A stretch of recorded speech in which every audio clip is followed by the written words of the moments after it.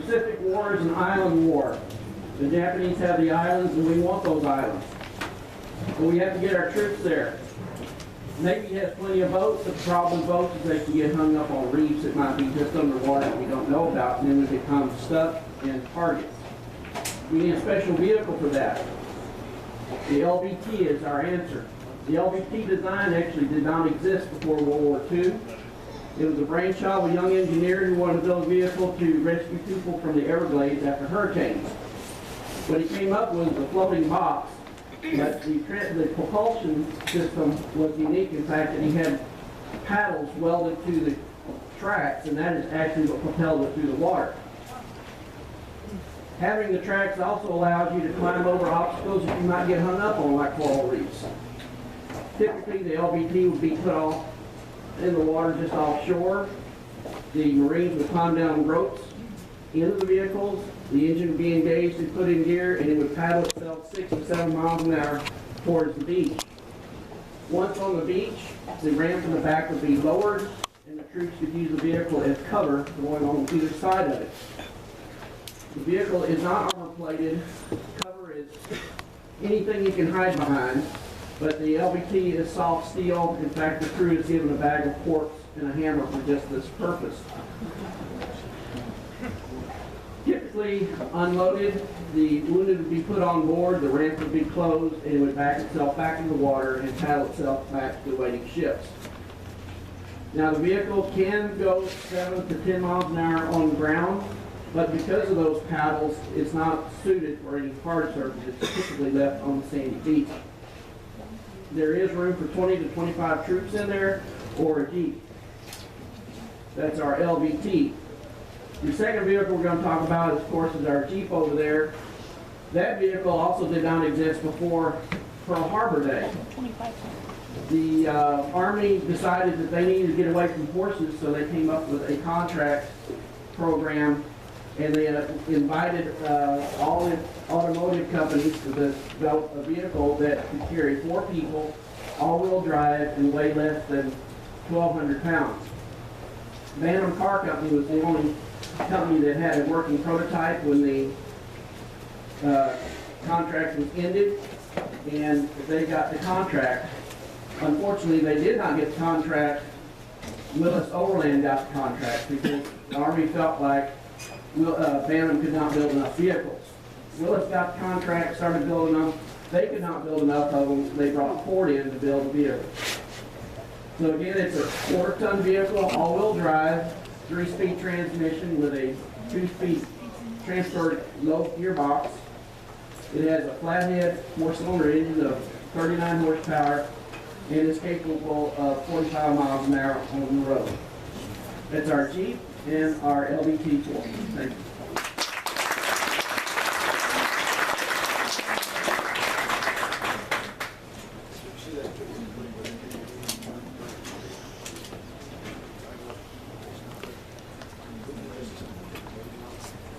Say, how many folks here watch war movies?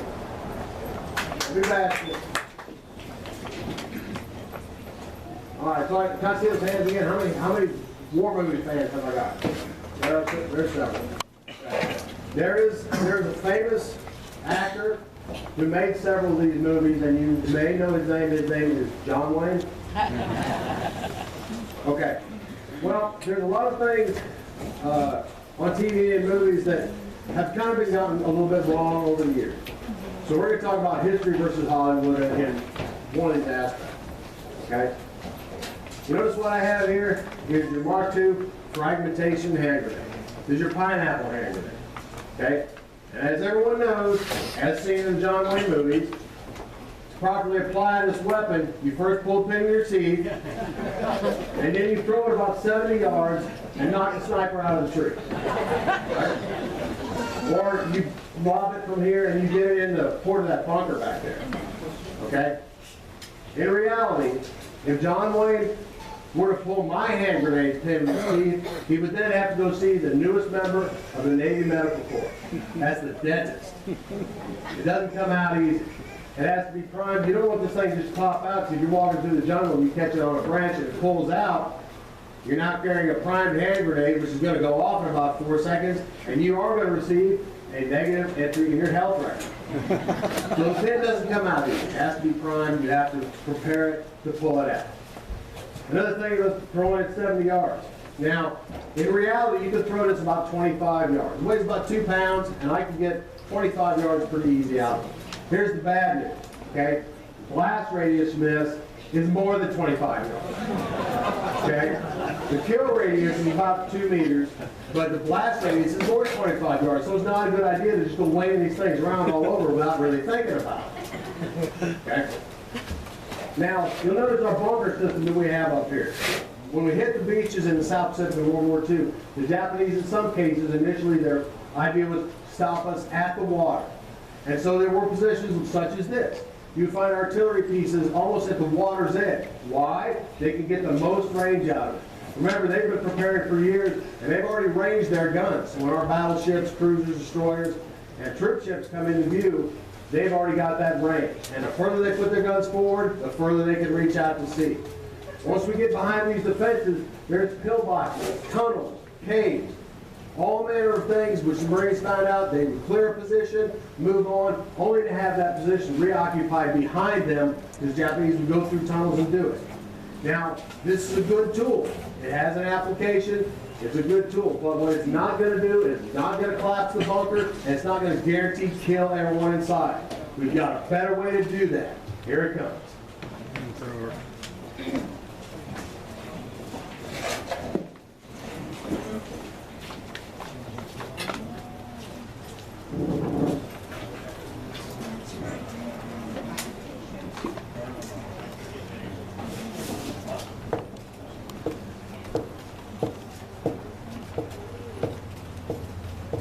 By 1943, American forces were facing a completely different enemy in the Pacific. The Japanese were beginning to construct very heavily fortified positions in order to inflict as many casualties on Americans as possible. One of those islands was Tarawa. Expecting the American landing, the Japanese had put in coastal guns, anti-aircraft guns, barbed wire. They built a seawall to try to start the landing craft. Japanese heavy light machine guns. They had Japanese light tanks. They had landmines. And they had a garrison of 4,500 Japanese soldiers who were prepared to die for their emperor. Now, America was going to face situations just like that throughout the Pacific. So to combat what the Japanese were planning for us, we came up with a special team of engineers. This team became known as the Blowtorch and the Corkscrew. The team consisted of a team leader, usually armed with an automatic weapon. His job was to control and direct the team and to provide cover fire. The Blowtorch. On his back, he's carrying an M2 flamethrower. Talk about the tank. When fully charged, it weighs in at 75 pounds. It holds 4 gallons of flammable liquid. It could be gasoline, diesel, aviation fuel. Later in the war, they had figures to the gasoline creating napalm, which gave the flamethrower greater distance and better accuracy. The smaller tank you see here contains compressed air. That's what forces the flammable liquid out the end of the gun. Let's talk about the gun. It has 2 triggers. The blowtorch approaches the position. He'll squeeze the back trigger first, soaking the target with that flammable liquid. Then he will pull the second trigger, the front trigger, which will then ignite it, burning the position. The flamethrower. That 4 gallons of liquid that he carries in those tanks, if he's not careful with his rate of fire, it's gone in 6 to 8 seconds. He's empty. He's got to refuel or get new tanks. The distance of the flame, he has to get in pretty close, 20 to 50 yards.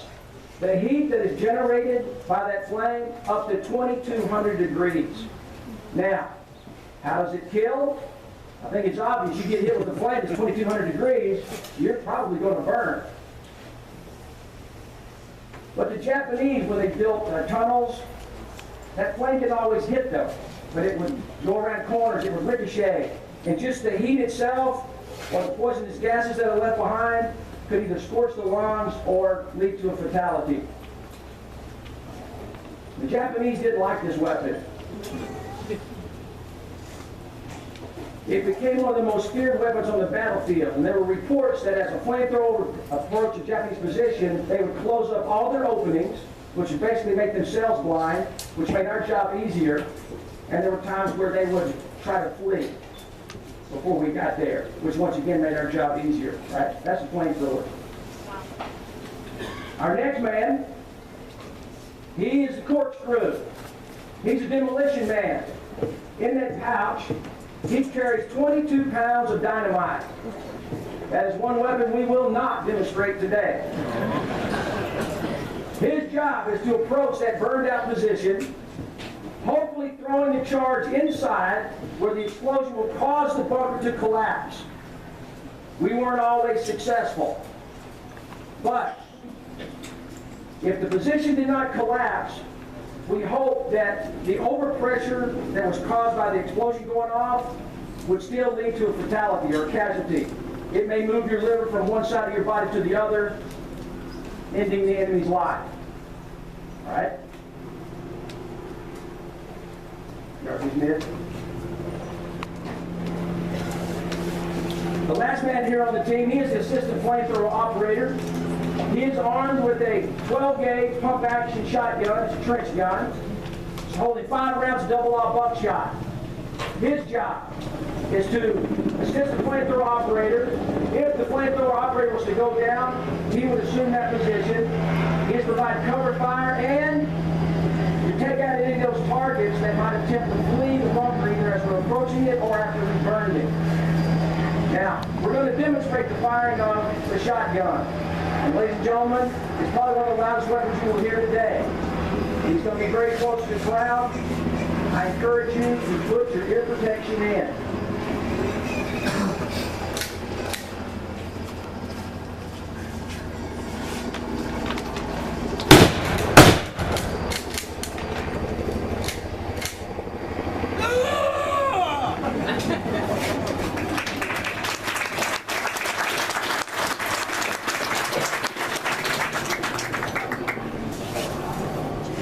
It was reported that before the American landing on Tarawa, the Japanese commander had bragged that 1 million Americans in 100 years would not be able to take that island.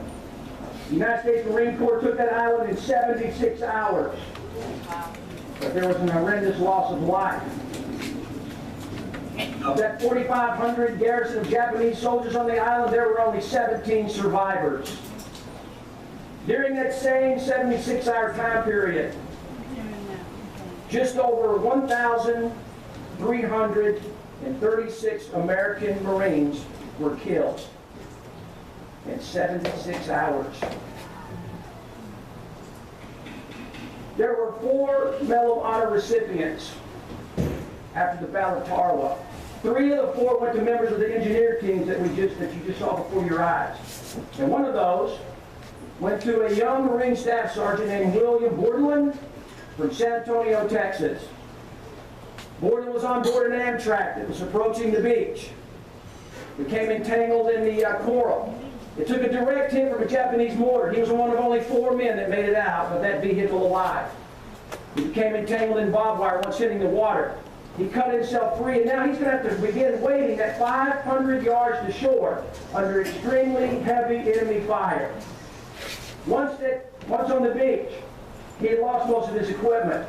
He went about gathering more explosives, and then Sergeant Bordelin sprung into action. He approached his first fortified position. He took it out. He went after his second position. He took it out as well. As he was approaching his third fortified enemy position, he was struck by enemy gunfire. He stumbled, he staggered, he went down. But he got up and he took that position out as well. He was then brought back behind the seawall for medical attention, which he refused. Because he heard a young fellow Marine struggling just offshore. Disregarding his own wounds and his safety, he waded out in the water. He drugged that young Marine to shore. He then went in, he jumped back into action, he went after his fourth enemy position, and that's when Sergeant Bordelon was cut down by enemy gunfire, and his life was ended.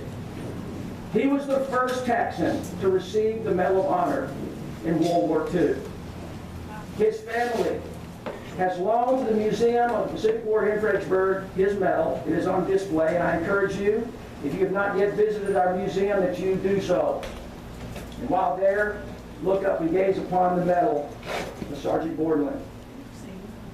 You're about to witness a reenactment of the Battle of Tarawa, and there is no way as reenactors that we can accurately portray what those men experienced during that 76-hour time period. We're going to do our very best to honor them and to keep their memory alive. The Amtrak's in the water. We'll be hitting the beach soon, and all hell will break loose. Marines, I'll see you on the beach.